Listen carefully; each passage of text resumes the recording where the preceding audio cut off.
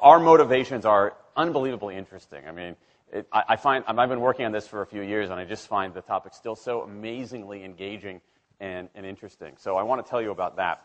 The science is really surprising. The science is a little bit freaky, okay? We are not as endlessly manipulable and as predictable as you would think. There's a whole set of unbelievably interesting studies. I want to give you two that call into question this idea that if you reward something, you get more of the behavior you want. If you punish something, you get less of it. So let's go from London to the mean streets of Cambridge, Massachusetts, in the northeastern part of the United States. And let's talk about a study done at MIT, Massachusetts Institute of Technology. Here's what they did. They took a whole group of students, and they gave them a set of challenges. Things like memorizing strings of digits, solving word puzzles, other kinds of spatial puzzles, even physical tasks like throwing a ball through a hoop. Okay, they gave them these challenges, and they said to incentivize their performance, they gave them 3 levels of rewards. Okay?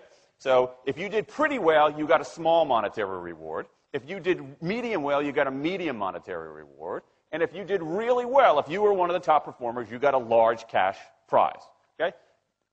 We've seen this movie before. This is essentially a typical motivation scheme within organizations, right? We reward the very top performers. We ignore the low performers and the other folks kind of in the middle. Okay, you get a little bit. So what happens?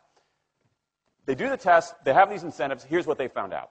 1, as long as the task involved only mechanical skill, bonuses worked as they would be expected. The higher the pay, the better their performance. Okay, that makes sense. But here's what happens. But once the task called for even rudimentary cognitive skill, a larger reward led to poorer performance. Now, this is strange, right? A larger reward led to poorer performance? How can that possibly be? Now, what's interesting about this is that these folks here who did this are all economists, 2 at MIT, 1 at the University of Chicago, 1 at Carnegie Mellon, okay, the top tier of the economics profession. And they're reaching this conclusion that seems contrary to what a lot of us learned in economics, which is that the higher the reward, the better their performance. And they're saying that once you get above rudimentary cognitive skill, it's the other way around. Which seems like this kind of, the idea that these rewards don't work that way seems vaguely left-wing and socialist, doesn't it? It's kind of this kind of weird socialist conspiracy. For those of you who have those conspiracy theories, I want to point out the notoriously left-wing socialist group that financed the research, the Federal Reserve Bank. So this is the mainstream of the mainstream coming to a conclusion that's quite surprising, seems to defy the laws of behavioral physics. So this is strange. It's strange finding. So what do? They say, this is freaky. Let's go test it somewhere else. Maybe that $50 or $60 prize isn't sufficiently motivating for an MIT student, right? So let's go to a place where $50 is actually more significant relatively, right? So let's take the experiment. We're going to go to Madurai, India, rural India, where $50, $60, whatever the number was, is actually a significant sum of money. So they replicated the experiment in India roughly as follows. Small rewards, the equivalent of 2 weeks' salary. Small performance, low performance, 2 weeks' salary. Medium performance, about a month's salary.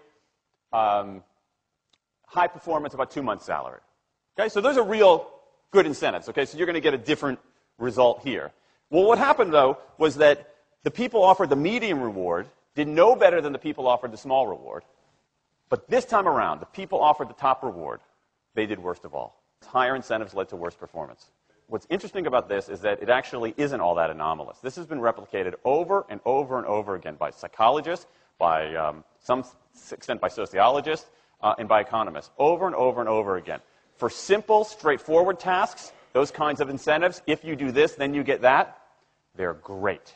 For tasks that are algorithmic, set of rules where you have to just follow along and get a right answer, if-then rewards, carrots and sticks, outstanding. But when the task gets more complicated, when it requires some conceptual, creative thinking, those kinds of motivators demonstrably don't work.